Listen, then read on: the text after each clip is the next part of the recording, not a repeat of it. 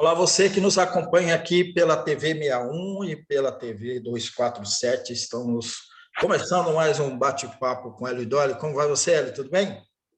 Tudo bem, Negão? Tudo bem aí? Tudo bem. No bate-papo com o Hélio Dolly de hoje, o Hélio vai comentar sobre essa cultura da violência, né, que tem aumentado muito no governo Bolsonaro.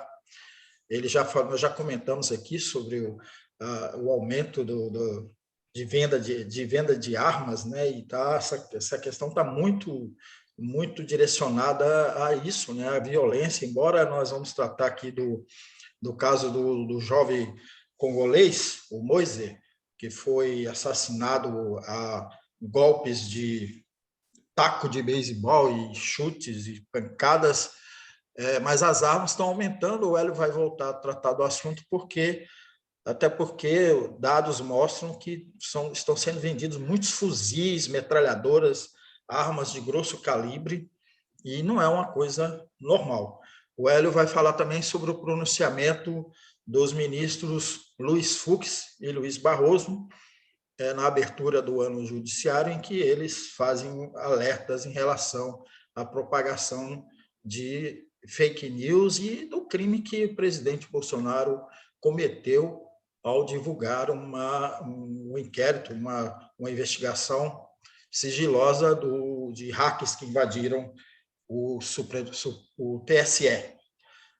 No baú do Hélio, o Hélio vai voltar a Portugal, o país que ele conhece muito bem, que teve eleições recentemente, e ele vai nos trazer mais informações sobre a Revolução dos Cravos, né? O Hélio acompanhou muito bem esse processo aí, Hélio.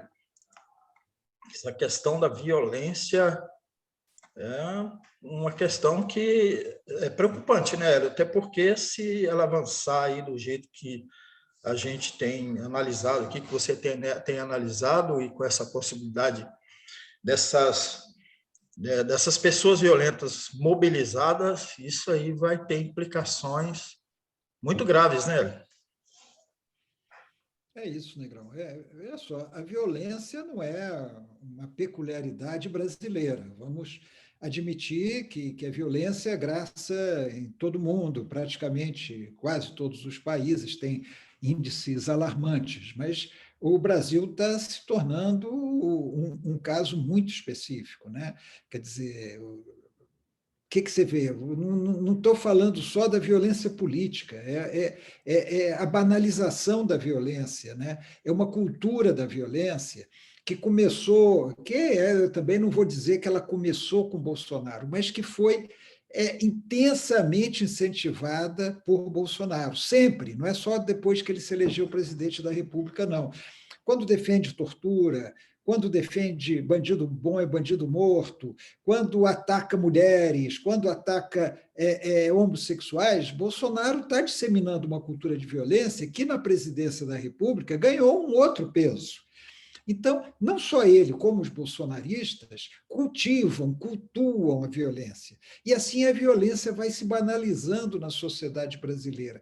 Negrão, nós temos o caso de uma vereadora assassinada, metralhada no Rio de Janeiro, que até hoje não foi esclarecido. Até hoje não se sabe o que aconteceu, quem são os mandantes daquele crime. Né? E agora nós temos o caso do jovem congolês de 24 anos, o Moise, né? Que foi, não sei se você viu as imagens, ele foi massacrado por algumas pessoas lá na praia, na Barra da Tijuca, no Rio de Janeiro. Hélio, Né? eu não tive coragem de ver por vários motivos. Primeiro, porque é uma violência que nos agride muito, né? E segundo, porque me remete, eu queria aproveitar, pedir licença para você para comentar isso, me remete a um assassinato de um jovem africano também, de Guiné-Bissau, meu amigo, que foi morto por dois policiais aqui em Cuiabá, e mais um civil, foi morto brutalmente, a socos e pontapés, né? Então, eu queria só fazer esse registro, que eu não quis ver essas cenas porque me remete além de ser muita violência que eu não gosto de ver, mas me lembra a esse caso do meu amigo aqui em Cuiabá. Negrão, é chocante e é revoltante ao mesmo tempo. É revoltante você ver como é que o ser humano é capaz de fazer aquilo, né? De uma pessoa deitada já provavelmente nos estertores da vida, e o cara continua batendo, espancando. Então, isso aí virou normal. Né? Aí a gente fala, são milicianos. Pode ser que sejam, as investigações ainda estão caminhando, mas não interessa se são milicianos, se são traficantes, se são as chamadas pessoas de bem. A violência está muito também nessas que os bolsonaristas e os moristas chamam de pessoas de bem. Né? São esses que demonstram racismo no supermercado, que fazem questão de agredir as pessoas na rua, que reagem com violência. Então, nós estamos estando numa espiral de violência muito grave no Brasil. E Bolsonaro tem que ser responsabilizado por isso também. Não é questão de tudo é culpa do Bolsonaro. Bom, quase tudo é mesmo, mas nesse caso específico, como eu disse, a violência não nasceu com o Bolsonaro, a violência graça na sociedade brasileira historicamente, né? Os negros, principalmente, os escravos, foram e são vítimas maiores dessa violência que há no país, que atinge mais os pobres do que os ricos. Mas são casos muito sérios. Como é que uma vereadora é assassinada no Rio de Janeiro e tanto tempo depois ainda não se sabe, não se descobriu quem são os assassinos? Né? Agora, esse caso do Moise, por que demoraram tanto a reagir? Aquela coisa estava acontecendo ali na Barra da Tijuca, pessoas estavam vendo o que estava acontecendo, aquele incidente ali. A polícia aparece 20 minutos depois. Né? E aí é outro detalhe da sociedade brasileira. Você vai em outros países, não há lugar nenhum perfeito, não há nenhum lugar perfeito. Há corrupção na polícia em todos os países. A gente está cansado de ver filmes, né, Negrão, em que há corrupção de policiais se vendendo e tal. Outro dia mesmo assisti que um policial italiano se entregava um preso à máfia em troca de dinheiro. Acontece, mas os níveis aqui no Brasil são assustadores. Né? O nível de corrupção. Então, a polícia tem que ser respeitada, a polícia tem que ser obedecida. Agora, uma polícia que se desmoraliza a si própria, com atos de corrupção, com atos de muita violência também, ela acaba perdendo o respeito da população. Né? Porque você dá um dinheirinho ali para o guarda, ele passa a ser, o poderoso paga lá o delegado, paga o chefe da polícia. Isso, infelizmente, virou uma rotina no Brasil. E a polícia também está sendo violenta, está usando excesso de força. O Moro, paladino aí das pessoas de bem, defendeu o excludente de licitude no Congresso, quando ele era ministro da Justiça. Ele defende isso ainda. Ou seja, o policial pode fazer o que quiser, que ele não pode ser punido. Isso é um incentivo à violência. Isso é um incentivo à violência. Excludente de licitude é um incentivo à violência. O policial, tomado de forte emoção, atirou e matou o garoto, mas ele não pode ser punido por isso. Eles defendem isso em relação aos militares, aos militares que atuam como policiais, que não deveria acontecer, mas que houve no Rio, naquela intervenção que houve no Rio, ainda no governo do Temer. Né? O militar não pode ser punido, o militar pode atirar porque ele é militar.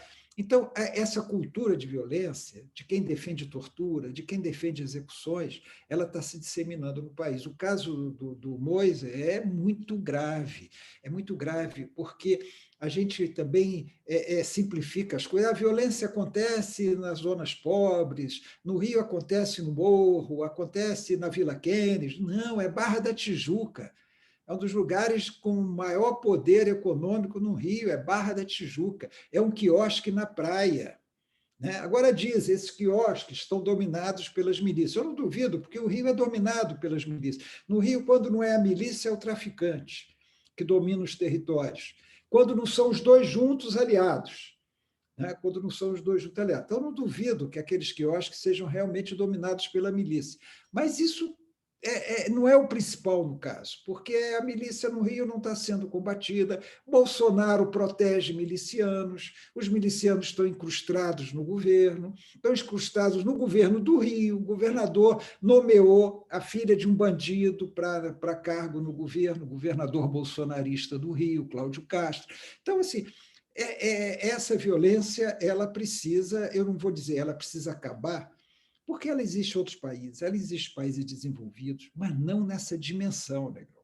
Eu contei aqui para você há pouco tempo, né, que a polícia portuguesa agrediu uns imigrantes lá, não matou, não, tá? Agrediu uns imigrantes. Isso levou até a pronunciamento do presidente da República, né? E matou um imigrante no aeroporto, a polícia de fronteira matou um imigrante no aeroporto. Isso está sendo discutido em Portugal até hoje. O órgão desse policial, chamado CEF, não foi extinto ainda por causa dessa questão de mudança de governo, de eleições antecipadas. Está no projeto lá no governo português extinguir esse órgão de fronteira que matou um imigrante, matou por espancamento um imigrante no aeroporto, em Lisboa. Então, a violência existe em todo lugar, mas não nessas dimensões que nós estamos vendo. A gente está vendo que nós estamos ficando parecido com a América Central. A violência na América Central já é algo endêmico naqueles países centro-americanos, de quadrilhas, de gangues, e a vida é banalizada, a vida perde importância, o cara mata o outro na maior facilidade. Nós estamos vendo aqui em Brasília, cada dia, um caso de feminicídio. Né? Você viu agora o cara que atacou a ex-sogra, decepou o braço da ex-sogra, atacando a ex-sogra, acabou assassinando a ex-sogra. Cada dia um caso de feminicídio. Então, essa cultura que Bolsonaro cultiva e propaga do racismo, do machismo, da misoginia, né, do combate aos homossexuais, como se eles fossem uma excrescência na sociedade, como se fosse preciso eliminar, reforçado pela postura de algumas igrejas falsamente cristãs que também pregam a violência, reforçado pela liberação das armas. Eu estou vendo que agora uma deputada aqui em Brasília vai fazer uma audiência pública porque ela quer que os atletas do tiro, aqueles que praticam tiro como esporte, até um esporte olímpico, né? Um esporte olímpico, eles têm o direito de carregar armas municiadas no trajeto, porque eles precisam proteger suas armas. Olha que absurdo. Então, o surfista também tem o direito de andar armado para proteger suas pranchas, para a prancha não ser roubada, o tenista para proteger a sua raquete caríssima, às vezes, o equipamento de golfe dos golfistas. Sabe, é tanto absurdo que a gente vê disseminando essa cultura de violência, né, que tem que ter uma trava nisso. Agora, enquanto o Bolsonaro estiver no governo, isso não vai acontecer. Isso não vai acontecer. É preciso tirar o principal responsável pela disseminação dessa cultura de violência, de quem defende as milícias, de quem defende tortura, de quem defende agressões a pessoas na rua. Né? E aí, Negrão, eu vou fazer um gancho. Né? O risco que a gente corre nessas eleições. Eu acho que nunca é demais falar nisso, tá? De que a campanha eleitoral pode ser uma campanha muito violenta. Tomara que não seja, mas pode ser uma campanha muito violenta. E os ministros do Tribunal Superior Eleitoral, do STF, estão preocupados com isso. Estão preocupados com o tom dessa campanha. E eu acho, Negrão, que, claro, todo mundo tem que se defender, mas eu acho que a esquerda não deve entrar nessa espiral de violência, como prega, por exemplo, o PCO, que eu não considero de esquerda, considero de esquerda entre aspas, a falsa esquerda, mas que defende também a violência, atacar os adversários. Se o cara é tucano, vamos espancar o tucano. Isso aí eu acho que tem que estar fora da pauta da esquerda. Defender, é claro, todo mundo precisa se defender, mas não tornar isso um instrumento dessa campanha, porque isso vamos deixar por conta dos bolsonaristas e dos bolsonaristas arrependidos que estão apoiando o Moro. Né? Essa turma da extrema-direita deve ser isolada, combatida pelos meios apropriados. Olha, nós falamos muito das armas, né? E depois, um pouco mais adiante, você vai comentar sobre isso também. Mas Eu queria lembrar aqui uma situação que certamente está acontecendo no Brasil inteiro. Se a gente fizer uma pesquisa aqui, a gente vai encontrar, mas uma situação que aconteceu aqui em Cuiabá, de uma barbearia que estava sorteando tacos de beisebol com arame farpado e com inscrições sobre direitos humanos, né? Respeito, direitos humanos, etc. A solução que eles apontam para isso, né, é espancar, né, e a disseminação da venda de taco de beisebol, que nos filmes norte-americanos, você mencionou a questão do cinema, aí, que mostra a corrupção, é a disseminação que está de tacos de beisebol sendo usado para espancar as pessoas, né? Então, é esse ponto que eu gostaria de ressaltar aqui. Negrão, você tem razão. Eles fazem os tacos e escrevem direitos humanos, né? Exatamente, exatamente. Quer dizer, é uma deturpação do conceito de direito humano. De defender os direitos humanos é obrigação de qualquer ser humano, de qualquer integrante da raça humana, mas eles acham que defender direitos humanos é defender bandido. É. Né? Então, eles acham que o indivíduo que vai preso, se não for eles, né? Se forem eles, eles acham ruim, mas o indivíduo que vai preso, não basta estar preso, ele precisa ser massacrado na prisão, ele precisa ser humilhado, ele precisa ser agredido, ele precisa ser torturado. Direitos humanos têm que defender isso mesmo, não é defender o preso, não é defender a impunidade, não é defender o criminoso, é defender o respeito aos direitos que toda pessoa humana tem. Mas eles fazem questão, dentro dessa cultura da violência, e o Bolsonaro é o maior expoente hoje, porque ele é o presidente da República, ele acha que não. Agora, quando eles são presos, você já viu o que acontece, né?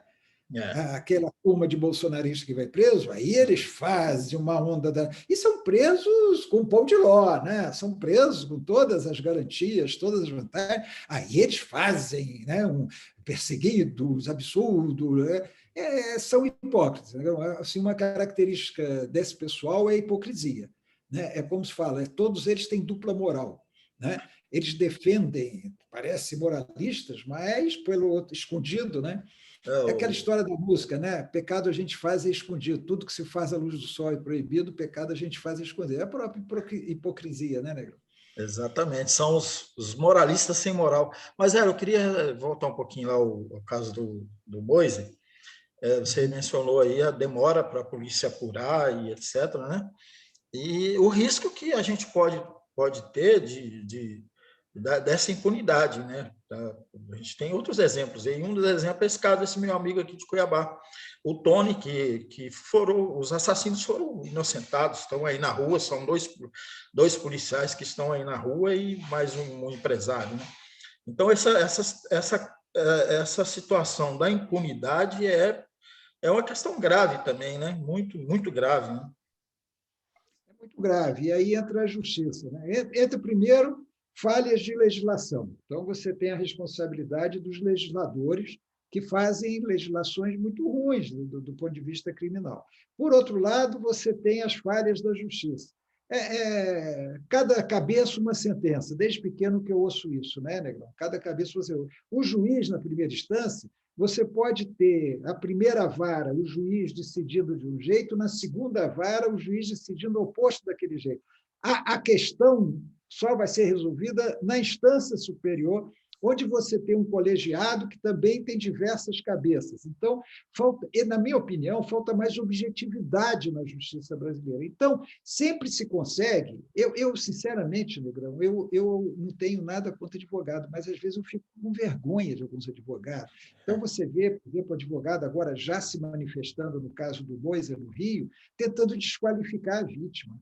Né? É um papel vergonhoso esse, tudo bem, que todo mundo tem direito a um advogado, o advogado tem que defender o seu cliente, mas aí o cara parte para a desqualificação da vítima, né? Dizer, ele estava bêbado, sabe, não é por aí, que estava bêbado, e daí? Que o cara está bêbado, pode ser espancado até morrer, entendeu? Então, as falhas no Brasil, assim, sinceramente, o Brasil tinha que zerar e começar de novo, tanto no aspecto dos legisladores, no aspecto da justiça, porque a impunidade, Negrão, e a gente sabe que essa impunidade, muitas vezes, é a cabeça do juiz. Cabeça conivente, racista, está cheio de juiz racista, juiz fascista. juiz despreparado. Concurso de juiz não qualifica ninguém, aquele concurso de decoreba, o cara estuda muito, quem tem condição de ter tempo para estudar mais, porque tem dinheiro para isso, passa no concurso na base do decoreba, como é que fala? Assim, dos macetes, né? Macete de golpe. Tem aqueles professores especializados em ensinar os macetes de prova. Tal. Concurso no Brasil não está provado. O Moro passou em concurso. O Moro é um exemplo, um clássico. O Moro, com toda a sua ignorância jurídica, passou no concurso de juiz. Então, o que a gente vê? A justiça e a corrupção também, Negrão. A corrupção, e não venham falar que não tem. Tem corrupção até lá no alto da justiça, quanto mais naquele juiz de primeira instância, mais vulnerável ali à corrupção. Tem pressão sobre juízes, juiz que se intimida diante de pressão, diante de ameaças de poderosos. Tem tudo isso. Então, há casos como esse que você está citando aí em Cuiabá, de impunidade. Os caras matam e ficam impunes, estão andando pela rua. Né? Isso é muito triste também e colabora para essa cultura de violência. Porque quando as pessoas não confiam nem na polícia, nem na justiça, qual é a tendência? É fazer justiça com as próprias mãos. Isso também a gente já viu uma porrada de filmes sobre isso. Né? Então, o cara quer fazer justiça com as próprias mãos e pronto. Aí a sociedade degringola. Aí a sociedade vira o caos, cada um cuidando de si. Então, tem que ter polícia respeitada, tem que ter justiça respeitada. Agora, para isso, a polícia e a justiça têm que se fazer respeitar, o que, infelizmente, não tem acontecido no Brasil.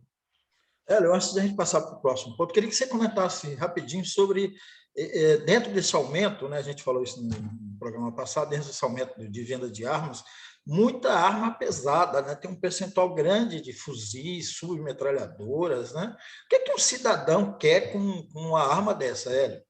A gente sabe que lá nos Estados Unidos é sempre essa referência, né? Você vê, inclusive, cidadãos andando armados com fuzil, com submetralhadora. Mas é um negócio complicado essa história aqui para nós, né? A gente vê que a sociedade estadunidense, norte-americana, é uma sociedade doente, né, Negrão? Você vê os massacres que acontecem, o cara chega lá, sai dando tiro. Essa cultura das armas que temos nos Estados Unidos, que eles justificam pela Constituição o direito de ter arma. Na verdade, Negrão, tem de tudo, sabe? Eu acho que tem doido, tem o pessoal diz assim, tem um frustrado sexual que ele se compensa com a posse da arma, o cara coloca uma arma, está com uma arma, ele cuida de todas as frustrações sexuais dele, tem o cara que é violento pela natureza, tem o cara que gosta de praticar tiro, tem o cara que realmente quer se defender, o cara mora numa região remota, afastada, distante da polícia, da proteção, então ele quer uma defesa ali, e tem de tudo, eu acho que tem de tudo nessa questão. Até nem todo mundo que quer ter uma arma é uma pessoa necessariamente má, uma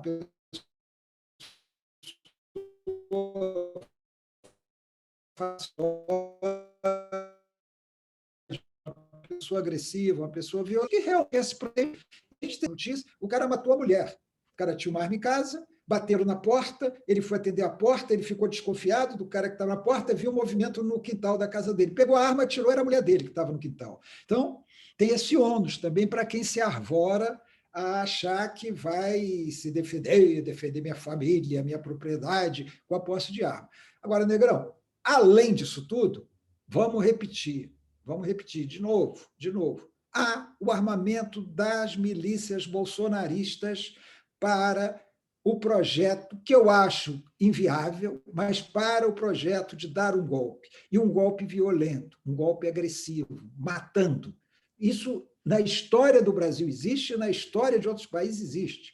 Os paramilitares que saem assassinando pessoas de esquerda, e aí vira aquela fé, assassina o líder de esquerda, assassina o militante comunista, depois já está matando o homossexual, aí mata o vizinho porque o vizinho olhou para a mulher dele, e vai se disseminando isso. É isso que essas milícias bolsonaristas querem fazer.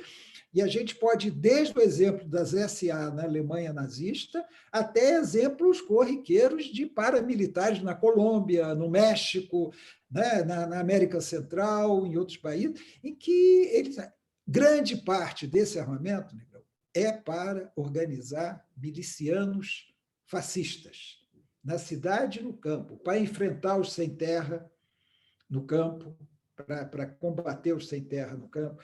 Então, isso para mim é muito claro, muito claro. Agora, além de tudo, Negrão, tem o seguinte, uma coisa que eu falo pouco aqui, tem interesse econômico nisso. Bolsonaro e os filhos receberam dinheiro de produtores de armamento, produção de armamento, inclusive dos Estados Unidos. Inclusive dos Estados Unidos. E esse movimento começou antes da eleição de Bolsonaro. Então, não é só também isso, é grana. Sempre a grana está ali, está no meio. Né? Tem interesses da indústria armamentista por trás dessa coisa de armar a população brasileira. Então, você vê que é um conjunto de fatores que confluem no mesmo sentido. Né? Exatamente, Hélio. Eles vão comentar aí a abertura do ano judiciário, em que o Luiz Fux e o Barroso, né, fizeram esses alertas aí em relação a essa postura de Bolsonaro, né, na disseminação de informações falsas, famosas fake news, e esse caso do inquérito aí que está pegando, né? O Fux, de uma maneira, vamos dizer, para uns mais diplomática, na meu entender, mais vaselina, é aquela declaração mais geral, mas ele deu um recadinho ali. Ele pode ter passado um recado dizendo que as instituições democráticas não podem ser atingidas, não há espaço para violência contra as instituições. Ele falou alguma coisa de um jeito mais leve. O Barroso, no TSE, foi mais firme. Barroso disse que, ao divulgar as informações confidenciais pelas quais responde o processo, Bolsonaro ajudou, esse vazamento ajudou as milícias digitais. Então, o Barroso foi mais direto. Né? Mas há uma preocupação nos juízes, né? Mais ou menos, dependendo deles, com esse crescimento dessa violência, inclusive digital, né? Não é só a violência física, né? Mas também essas milícias digitais, a questão do Telegram, que permite qualquer coisa. Então, há essa preocupação e eles deram esse recado. Agora, o Bolsonaro deve estar preocupado, né, Negrão? Porque o Alexandre Moraes, em agosto, assume o Tribunal Superior Eleitoral. Quem vai estar lá é o Alexandre Moraes, a partir de agosto. Né? E ele vai perder um aliado bolsonarista de primeira linha no STJ, também em agosto, que é o ministro Humberto Martins. Humberto Martins é um bolsonarista raiz, puxa-saco de Bolsonaro, porque queria ser ministro do Supremo Tribunal Federal. Acabou que não deu para ele. Mas ele ficava agradando o Bolsonaro para ser ministro. Ele e aquele João Otávio Noronha, que é outro lado do STJ. Caras que não podiam estar ali, não podiam estar ali. Mas esses dois. Agora o Humberto Martins vai sair e vai assumir uma desembargadora, que eu não conheço, chamada Maria Tereza, que eu não conheço, mas é ruim para o Bolsonaro. Ele vai perder uma proteção grande. Aliás, o Ibanez também vai perder, em tese, uma proteção grande que ele tem ali no STJ, porque esse Humberto Martins é puxa-saco do Ibanez também. É da turma, né? É da turma, da turminha. Mas vamos então para o baú do Hélio. No baú do Hélio de hoje, ele prossegue trazendo as suas memórias lá sobre Portugal, né, em especial a Revolução dos Cravos. Né, ele fez no nosso programa anterior um link, inclusive, com as eleições do parlamento português lá. Ele podia, né, você já falar um pouco, complementar sobre a Revolução dos Cravos e atualizar a gente lá como é que está a composição do governo e essa história toda aí. Vamos ao baú do Hélio. Negrão, o que eu estava falando é o seguinte, eu citei aqui o caso do general Euler Mendes Monteiro, um general que se candidatou a presidente, 4 anos depois da Revolução dos Cravos em Portugal, em que o chamado movimento das Forças Armadas, o movimento dos capitães, que era dirigido por oficiais de patente mais baixa, né? Eu acho que o mais alto que tinha era um tenente-coronel, mas eram os majores, capitães, que derrubaram a ditadura em Portugal. A ditadura que, na verdade, começou em 1926, se institucionalizou em 1933, e que o Salazar dominou durante quase todo esse tempo. Acho que desde 32, Salazar já dominava essa ditadura. O que eu estou dizendo é o seguinte: a Revolução dos Cravos, os capitães eram essencialmente de esquerda, havia um domínio da esquerda. Então, naquele momento, parecia que Portugal seria um país, vamos dizer assim, socialista na Europa. Né? E na Europa Ocidental, não era na Europa Oriental, onde os países se diziam socialistas, ali sob a influência da União Soviética. Isso aí é um tema muito presente hoje por causa dessa crise da Ucrânia. Né? A Ucrânia, na época, era uma república da soviética, era uma república da União das Repúblicas Socialistas Soviéticas, cuja capital era Moscou. Mas então Portugal, e houve um susto no mundo. Né? Espera aí, Portugal vai se tornar socialista, e o Partido Comunista era forte, né? Parecia forte naquele momento. Houve movimentos de reforma agrária, movimentos de coletivização de terras, mas aí, Negrão, é onde eu queria chegar, a resistência. Se você tem que contar sempre com uma correlação de forças, porque houve a resistência. E essa resistência à socialização de Portugal, vamos dizer assim, acabou acontecendo, acabou predominando, acabou ganhando. Logo depois, 1975, quando foi eleita a Constituinte, um ano depois, já se viu que havia vamos dizer, essa tendência, entre aspas, de centro que há em Portugal até hoje. O Partido Comunista teve uma votação boa, mas mostrou que ele era minoritário na sociedade. O Partido Socialista era forte, mas o Partido Socialista tinha divergências, tem até hoje divergências muito grandes com o Partido Comunista. Né? Então, Negrão, a correlação de forças acabou fazendo com que Portugal entrasse no rumo de um capitalismo mais moderno, entrasse para a União Europeia, quer dizer, se tornasse um país participante desse bloco da União Europeia, adotando o euro como moeda, e um modelo de político de eleições de acordo com o sistema ocidental, liberal, capitalista. Né? Portugal não foi para o socialismo, como muitos pensavam, que poderia ir logo depois da Revolução dos Cravos. Os próprios militares se recolheram, demorou, durante muito tempo, houve quase que um duplo poder em Portugal. O movimento das Forças Armadas e, por outro lado, o governo, os governos eleitos, o presidente eleito, o primeiro-ministro. Mas a correlação de forças é que pesa, quem é que é mais forte, quem é que consegue se impor. E não é possível hoje, né, principalmente num país como Portugal, e eu diria que também no Brasil, você impor um regime pela força.